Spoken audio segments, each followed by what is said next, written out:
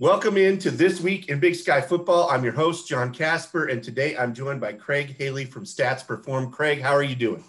Doing real well, John. It's rematch weekend, huh, in the Big Sky? It is rematch weekend in the Big Sky. Three big games. We'll start with Weber State, Idaho State. Weber State can clinch the regular season title with a win over Idaho State. The Bengals have proven, though, they can play with anyone in this league. Weber State has had to scratch and claw its way really to the last three wins. Their only comfortable win this year was that opener over Idaho State where they kind of pulled away in the second half. How do you see this one playing out? Well, I don't think it'll be as, one-sided as the first meeting. Obviously, Weber's been much closer in recent weeks and I think that will help them in the playoffs, but I do think a game like this, Weber State wants to not just be a second half team. I mean, they're waiting too long to score in the first half, and Idaho State's playing as well as they have, coming off that win over their rival, Idaho. So I think it's going to be a terrific game. I just like the scenario that, Weber can clinch the auto bid, but at the same time, you have an opponent that can upset you. Do you feel like Weber State really needs to have a statement game to get a top four seed?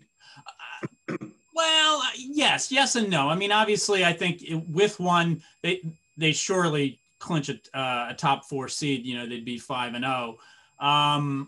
Without one, I think either way, really, they should get a top four seed as long as they win this game. I mean, the Big Sky is still a strong conference. So, I mean, to be 5-0 would be tremendous, whether you're winning tight games or by blowout. So the other game with playoff implications this week, Eastern Washington, Idaho. Idaho has beaten Eastern Washington 2 straight seasons now in the Kibbe Dome. This one's in the Inferno. But I tell you, Idaho defensive coordinator Mike Bresky, 20 years ago, he was leading defenses to a national championship in the Big Sky at Montana. He just kind of has a way of finding ways to slow down really good offenses, and he's done a great job with Eric Barriere the last 2 seasons. This is a, not just for playoff implications, but to Eastern Washington to beat Idaho. So, what's your take on this one?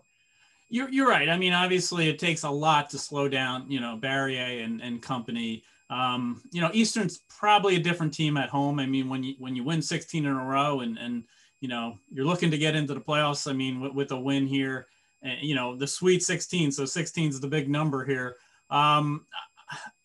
Eastern also was missing some key players in the lineup that first time around. I mean, they're clearly the favorite here. Idaho doesn't have as much to play for, in the playoff picture. Eastern can still win the auto bid, obviously, but I think Idaho is going to play them tough. I mean, obviously it's a rivalry and Idaho beat them the first time, but Idaho doesn't seem as strong as the beginning of the year. Eastern seems to be getting better by the week, which is, terrific to see. And they have some new names really taking over on defense in the spring. So I think, Eastern at home is a much different team. So we're nearing the end of the season. That always means we talk about things like the Walter Payton Award, the Buck Buchanan Award. Eric Barriere right now, 376.8 passing yards per game, 16 touchdowns in this abbreviated season, 64.3% completion percentage. He's got to be in the conversation for the Payton. He's definitely in the conversation. I mean, he's a video game player with those kind of numbers week to week. I mean, every week he could be your offensive player of the week in the Big Sky, and many times he is. He's right up there. He's top 5 for sure. He should be on everybody's ballot. I mean, obviously there's other terrific players out there, but he just puts up the numbers and just commands that offense for Eastern. So yes, he's been tremendous, and it's been that way for several years now. So our third game this week, Northern Arizona is at Southern Utah. Northern Arizona won the first meeting on the last play of the game, a touchdown pass, and it kind of set the tone for Southern Utah's season. They lost 3 games in the final 7 seconds, and then last week, lost by 3 to Weber State. Boy, I mean, they very easily could be. We could be talking about them in the playoff hunt. And Northern Arizona is a team that, if not for a amazing miracle Hail Mary pass. Weber State at Weber State. So this is really two good quality teams that are going to go at it in Cedar City.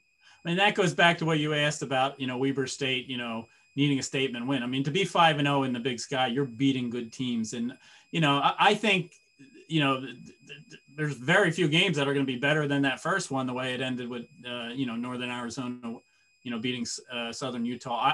I think, it should be close again. I mean, Southern Utah, I think their 4 losses, maybe it's 7 combined points, which is amazing. They've had good quarterback play like we've talked about. So, I mean, it should be a fun game. I mean, I think these two teams kind of define what the Big Sky Conference season has been. It's been tight down to the wire week to week in most conference games. So I just think it's a fun matchup. All right, we're going to come right back and talk about the national scene. But let's turn it over to Mary Louise Cook to highlight the Root Sports Big Sky Football Players of the Week. Thanks, John. On the offensive side of the ball, Eric Barrier earned the honor for the 3rd time just this season and the 5th time in his career for his performance in the top 25 matchup of the week for the Big Sky. Passing for 392 yards and 3 touchdowns, Barrier led the Eagles to a 32-22 win over UC Davis. He totaled 435 yards of offense as he completed 30 of 41 passes and rushed for 43 yards. Senior linebacker O'Shea Trujillo registered 9 tackles, 1 tackle for loss, and a 4-yard sack in Idaho State's 24-22 victory over number 24 Idaho in the Battle of the Domes to take the defensive honor for the first time in his career. O'Shea added 5 pass breakups and 3 quarterback hurries to disrupt the Vandal offense all over the field. Weber State's Kyle Thompson earned the special teams honor after he showed 0 signs of freshman jitters as he nailed a 51-yard field goal, the 9th longest in the FCS this season, to aid in the Wildcats' 19-16 win over in-state rival Southern Utah. Thompson added a 19-yard made field goal in the 4th quarter that broke up the tie and gave Weber State the 3-point win over the Thunderbirds. The rookie also connected on an extra point attempt in the victory. Back to you, John. Thank you, Mary Louise, for showcasing our Players of the Week. Now, one thing we forgot to mention, Montana is actually playing a game. They're not playing a full Big Sky season, but they're going to play Central Washington. They're going to play Portland State.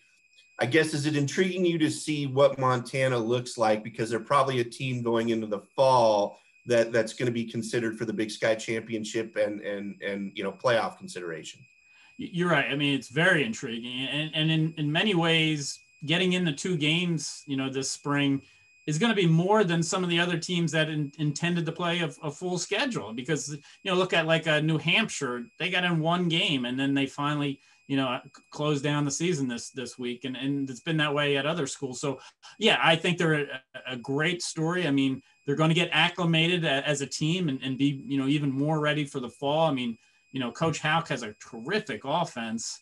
I just think this is going to really benefit them. And playing Portland State, you get another level of opponent after this week. So it should do a lot for the Grizz. So we're kind of nearing the end of this season. And some people are thinking, man, the FCS is really limping towards this finish. A lot of cancellations, teams drop out. And so when it comes to the job that the committee has to do to select the playoffs, I think it makes it even harder. I mean, when you're looking at what this at-large system is going to look like this year, how difficult a job is it going to be for this selection committee to pick these 5 or maybe it's 6 teams that get at-large bids? Yeah, you're right. 6 teams, and it will be difficult. At the same time, you're going to look to the power conferences, the Big Sky, the CAA, the Missouri Valley. I mean, there's a couple other conferences that have hopes for a second bid.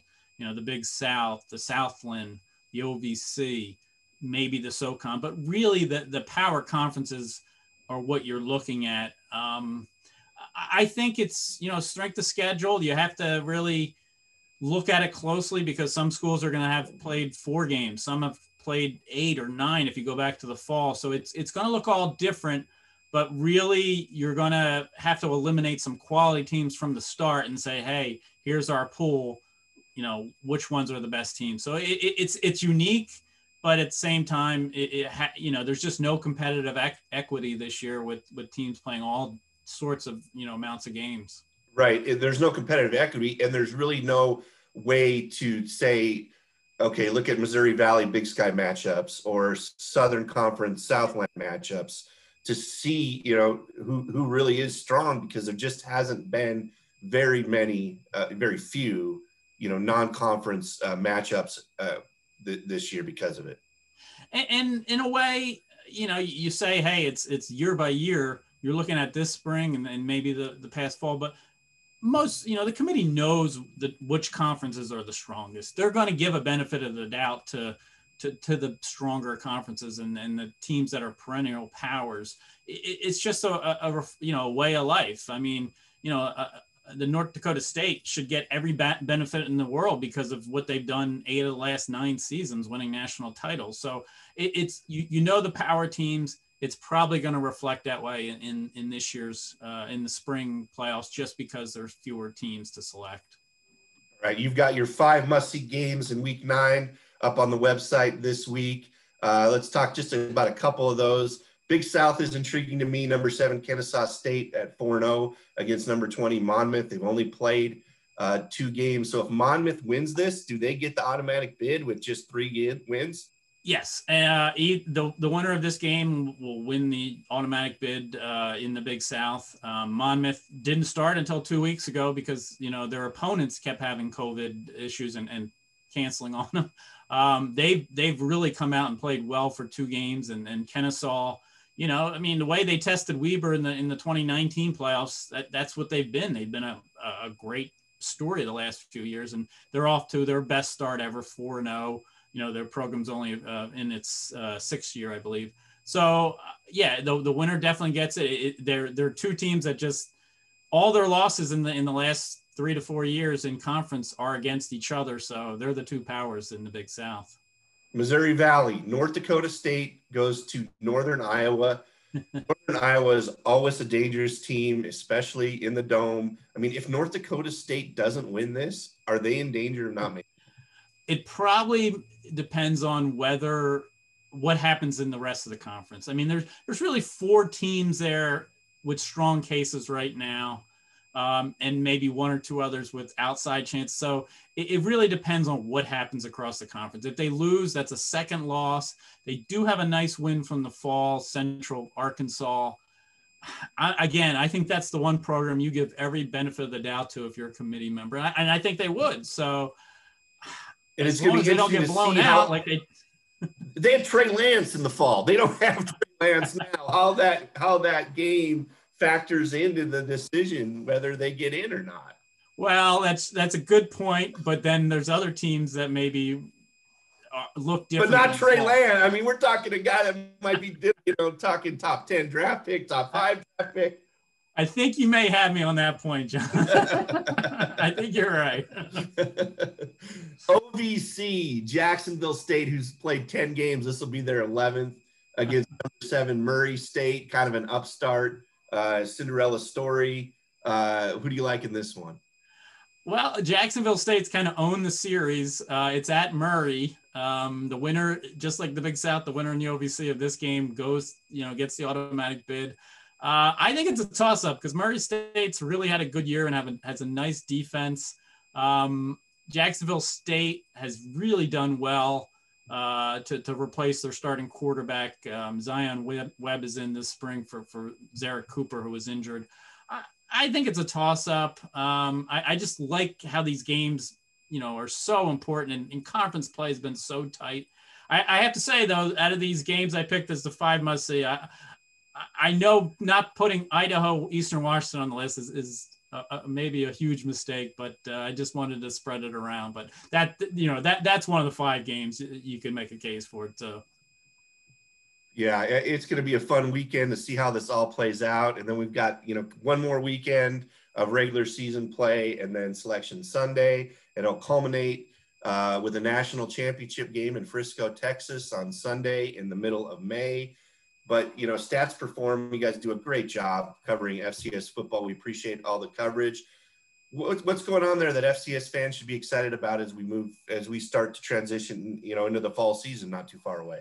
Sure, and I appreciate you asking, John. I mean, we're still Stats Perform. We've been doing, FCS coverage year-round for a while now. We present the national media poll, the FCS Awards, like you mentioned, the Walter Payton Award. We have a new product called theanalyst.com.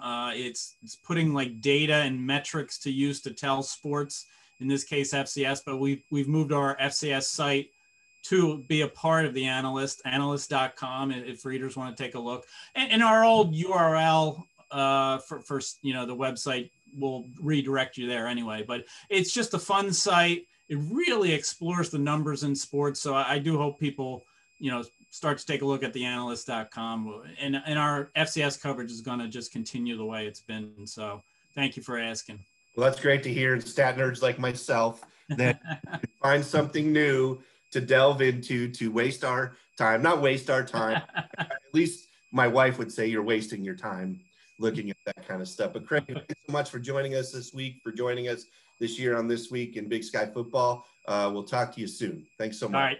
Appreciate it, John. With only 4 conference games left and 3 of them being played this weekend, the season is winding down. Weber State remains the lone undefeated team in the league with a 4-0 record after topping in-state rival Southern Utah last weekend. Wildcats will look to become the first team to finish the regular season with a perfect league record since Eastern Washington and North Dakota went 8-0 in 2016.